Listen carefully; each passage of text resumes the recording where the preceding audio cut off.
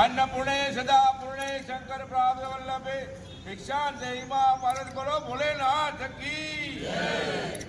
સૌરાષ્ટ્ર પટેલ યુવા સંઘ સંચાલિત ત્યક્તા વિધવા સહાય મંડળ દ્વારા નિકોલ કેળવણી ધામ ખાતેથી જે કીટનું વિતરણ કરવામાં આવતું હતું તેના 2 વર્ષ પૂર્ણ થયા છે.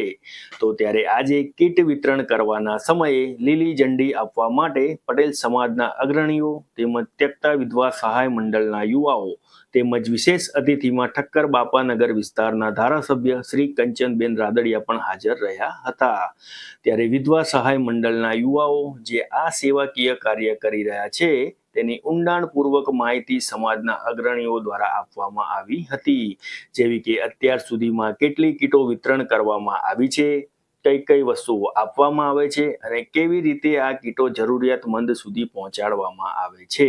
ત્યારે આ કાર્યને લઈને ધારાસભ્ય શ્રી કંચનબેન રાદડિયાએ પણ આ સેવાને તેમજ સેવા કરતા યુવા મંડળને પણ બિરદાવ્યા હતા.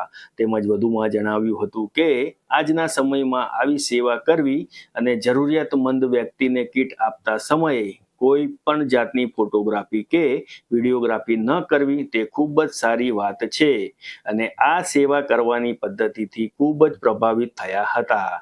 ત્યારે આ સેવા કરતા તમામ યુવાઓ તેમજ આખા મંડળને શુભેચ્છાઓ પાઠવી હતી અને યુવાઓનો જુસ્સો વધાર્યો હતો. તેમજ આવનારા સમયમાં હજી પણ વધારે તેમજ સારી સેવા કેવી રીતે કરી શકાય તે બાબતે પણ ચર્ચા કરી હતી.